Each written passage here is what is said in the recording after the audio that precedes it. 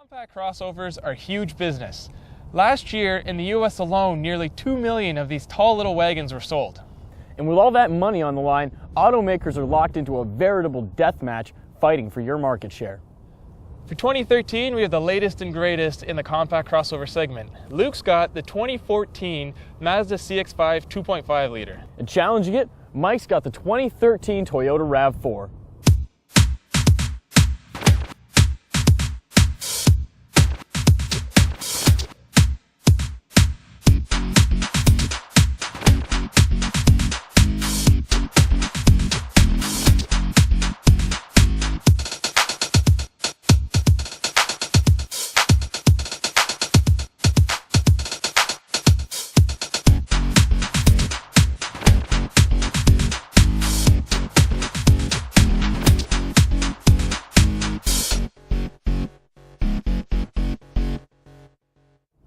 The RAV4 comes standard with a 2.5 liter four-cylinder engine.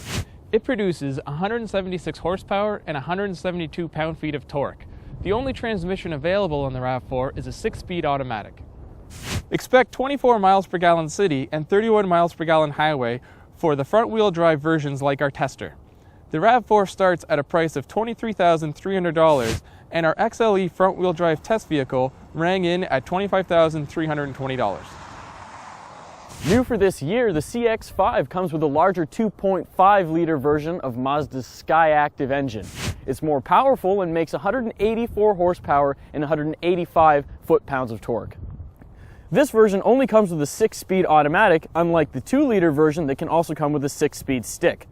The EPA estimate suggests 24 miles per gallon around town and 30 miles per gallon on the highway. Pricing starts at $21,990, but that won't get you into the 2.5 liter engine. Instead, you'll end up paying $25,410 including delivery for the 2.5 liter engine, which isn't available until the mid-level touring trim, which is what we have today. As beautiful as the CX-5 may be, it can't touch the RAV4's boldness in design. Toyota desperately wanted to shake the dull image of the old RAV4, and well, they've succeeded. Up front, there's chrome that stretches from headlight to headlight, but it's out back where the real differences have occurred. Gone is the trunk-mounted spare tire, which allows for conventional liftgate, a first for the RAV4. As well, the rear liftgate has a recessed window to add an extra styling element.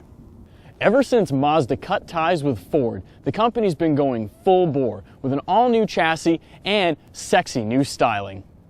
Last year we got our first look at Mazda's Kodo design language, which is on the car behind me and remains unchanged for this year. It goes a lot farther than the RAV4 can ever hope to with its sharp lines, its aggressive 5-point grille, and its strong rear-end styling in terms of turning heads and making people say, wow, hell yeah, this is the car that I want. The dramatic restyle of the RAV4 wasn't limited to just the exterior, it included the interior as well. Gone is the dated, boring interior of RAV4s of old. Now there's the stylish dashboard cliff that provides a lot of nooks and crannies for optimal storage. As well, it brings all the controls nice and close to the driver. The downside is some of the lower place buttons are hard to reach, but overall it's a good design. The CX-5's boring interior can't touch this new stylish design. Although the CX-5's back seat trumps the Toyota RAV4's 37.2 inches of legroom, the RAV4's back seat just seems more comfortable and more spacious when you're back there. And while we're on the topic of seats, the third row option and the V6 engine have both been killed off in the RAV4 for 2013. The interior on the 2014 CX-5 doesn't change at all over the 2013 model year, but that's hardly a bad thing. In fact, if anything, this would be my pick in general over the two cars in terms of interior quality. I am missing the dual zone climate control that the RAV4 gets, but beyond that, the center stack is nice and Spartan, easy to use, simple, and I also get much more soft touch materials up here on the dashboard, which I'm very much preferential to. Apart from that, in this trim, you also get some nicer features. Those include rain sensing wipers, a push button start, power seats, Pandora radio, and even automatic headlights. There are some downsides though. This car has just over 34 cubic feet of storage space in the back, and that's about 4.2 less than the RAV4. The RAV4's goal is to be an easy-to-drive vehicle with a side of fun. Honestly, it doesn't really succeed at being fun to drive, but it does excel at being easy to drive. Nearly anybody could find a comfortable seating position and just get in this vehicle and drive. thanks to its linear steering, easy controls, and predictable maneuvers. Like most vehicles that have sporting pretensions, the RAV4 suspension is set up overly stiff. I feel a CUV should have a softer ride than this. But unfortunately, it is a problem that's plaguing the segment right now.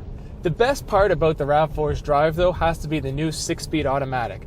Thankfully, it has finally put to rest Toyota's far too long in the tooth 4-speed automatic. Although the CX-5 is a faster all-around vehicle, the throttle setup is designed for fuel economy, not speed, and the RAV4 is more responsive and easier to use. The CX-5 and the RAV4 are similar in so many different ways that in a lot of senses it's hard to tell them apart when it comes to specs. But when it comes to driving, the CX-5 is the clear winner, at least from a driver's perspective. And that's because it has more power, it has 185 horsepower and 184 foot-pounds of torque, and that all goes together to make it feel a lot better and more powerful on the road than the RAV4. Not only that, but the Skyactiv chassis helps it feel more connected to the road, and especially at speed, it feels like it handles much, much better. Equipped with the 2.5-liter engine, you only have the one choice of the 6-speed automatic transmission. That's hardly a bad thing though, and really, I'm in love with this transmission. It shifts smooth, and if you drop it into manual mode, even between 1 and 2, you really don't feel the shifts. Not only that, but it acts lightning quick, almost like a dual clutch. That's something that the RAV4 just doesn't have. We're enthusiast drivers, and for that reason, both of us would generally pick the CX-5. It gets better fuel mileage and it has a lower MSRP to start with. However, the RAV4 is an easier vehicle to operate and is more spacious inside. We feel general consumers may appreciate those features. For more on this review and others like it, visit autoguide.com.